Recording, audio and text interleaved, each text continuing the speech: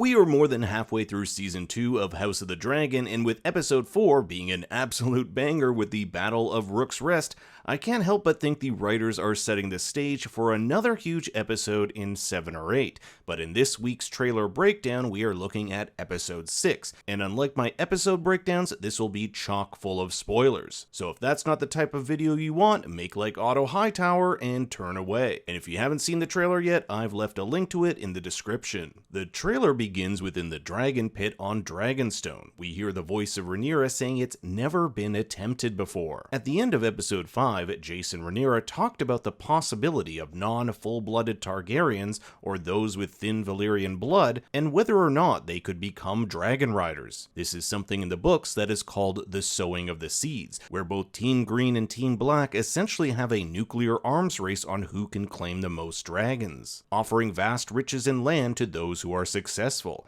and tons of people die during this process, including Rhaenyra's commander of the Queensguard, Steffan Darklyn, and member of the Black Council, Gorman Massey. The show has already set up several of these new dragon riders. They include Adam of Hull, who is Corlys's bastard son, who ends up claiming Sea Smoke. There's Ulf White, the supposed half-brother to Daemon and Viserys, who claims Silverwing. However, in the book, Silverwing is on Dragonstone, so Ulf would have to make his way over there somehow, which may be difficult considering Aemon closed the gates to King's Landing. The same is true of Hugh Hammer, who eventually gains control of Vermithor, another dragon on Dragonstone. In the book, these two are initially on Team Black, but defect during the first Battle of Tumbleton, earning them the nickname the Two Betrayers. In the Team Black trailer, we'll see Adam, Ulf, and Hugh dining with Rhaenyra, Baela, and Jace. But when Rhaenyra says they're attempting something never done before, it could also refer to a dragon rider claiming two dragons at once. This is something that was hinted at the end of Season 1 when Daemon visits Vermithor within the depths of Dragonstone. This doesn't happen in Fire and Blood, but it's a possibility I'm throwing out there. The Black Council meets at Dragonstone, where we can see Lord Alfred Broom is missing. Last episode, Rhaenyra sent him to Harrenhal to find out what's going on with Daemon. It is here that she divulges her plan of finding more dragon riders, which no doubt they will think is insane. They already question Rhaenyra's decisions at every turn, so I'm wondering how they'll take this. And is that Corlys Velaryon to the right of Rhaenyra? Last episode he was offered Hand of the Queen, and if we go by the book, he does end up taking this position. Here we have what appears to be Rhaenyra, Jace, and a bunch of dragon keepers. Later in the preview, we'll see Rhaenyra fly out with her dragon Syrax, but this looks like it's something different and far more dangerous. We'll even see this shocked look on Rhaenyra as people behind her run for cover. Perhaps someone is trying to claim a dragon and it doesn't go well. My guess is the dragon we see at the end of the trailer is Sea Smoke, who lost his rider Laenor way back in Season 1. In the book, Sea Smoke burns Steffan Darklyn to death when he attempts to mount him. And I can totally see Steffan wanting to claim a dragon. He just found out his father was murdered by Criston Cole, and his home of Duskendale was brutally beaten into submission by the Greens. So when we take a look at this shot here, I wouldn't be surprised if Rhaenyra is blocking from view Steffan at the front. In the Team Black trailer, we can see Syrax heading towards Harrenhal, so I wonder if this is where Rhaenyra is headed when she leaves Dragonstone. Here we'll see Rhaenyra on the ramparts of Dragonstone. She is filled with doubt, questioning whether the gods will favor her side in the race for dragons. At first glance, this image looks like Daemon talking to Alice outside Harrenhal, but there's just something about it that rubs me the wrong way.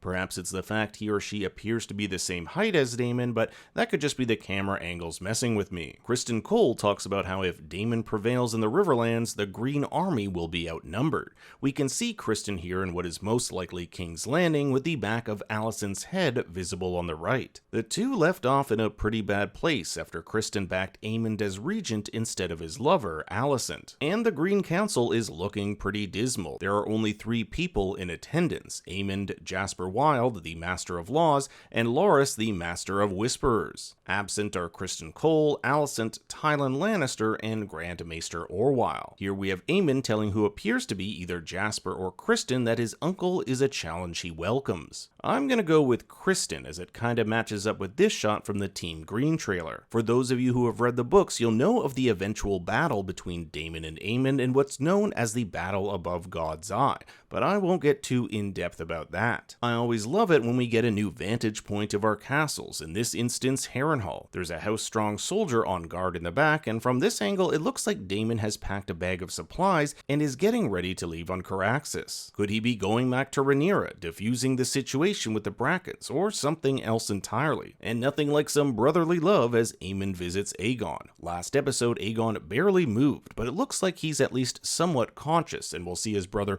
push down on his burnt chest. I wouldn't be surprised if Aemon is pissed at his brother for ruining his plan with Kristen. He's probably telling Aegon he's a fool for what he did and deserves what came to him. He could also be telling Aegon that if he tells anyone what happened during the battle, he could end him. It's possible that Alicent caught wind of this, as we hear her saying, "Have the indignities of your childhood not yet sufficiently been avenged?" We know Aemon harbors a grudge for the years of bullying he experienced at the hands of his brother and half-brothers. It looks like Rhaenyra is finally taking matters into her own hands as she picks up this sword. Last episode she talked about how, as a woman, she was never trained in the art of the sword. Maybe she's showing us that it's never too late to learn. This sword looks pretty old and rusty, almost as if she's removed it from the tomes of Dragonstone. Now this is pretty cool. It appears as though we're finally getting a look at Jason Lannister's forces we've heard Tylan talk so much about these last few episodes. If I had to hazard a guess, this is the stronghold of Goldentooth. Controlled by House Lefford, it is a strategic castle which connects the Westerlands to the west and Riverlands to the east. During the Dance of Dragons, House Lefford was allied with Aegon.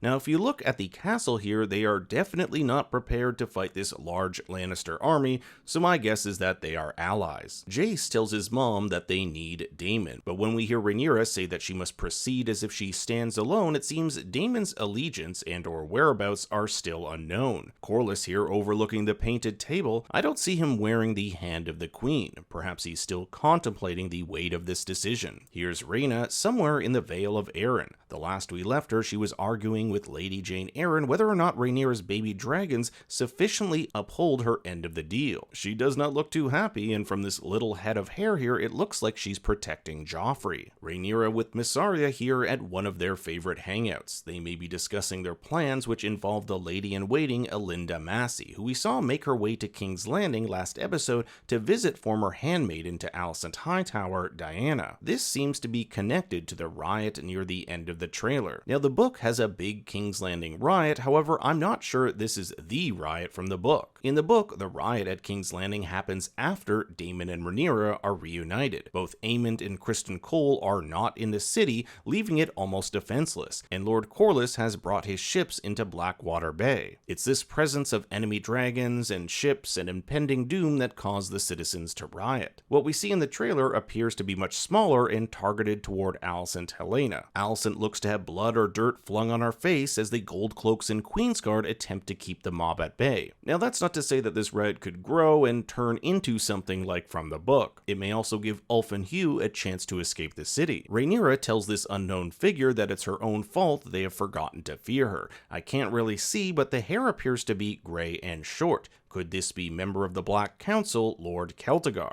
And a very quick shot of Daemon in what could be another dream sequence in the throne room at the Red Keep. That dude needs to get out of this haunted house. So it appears as though the start of the sowing will commence next episode, which means a lot more bloodshed to come. But what do you think will happen next? I want to hear your thoughts and theories in the comments below. Thanks for watching, be sure to like and subscribe, and for more bad takes you can follow me on Twitter and Instagram at BigStoryYT. Until next time, remember, Daddy loves you very much.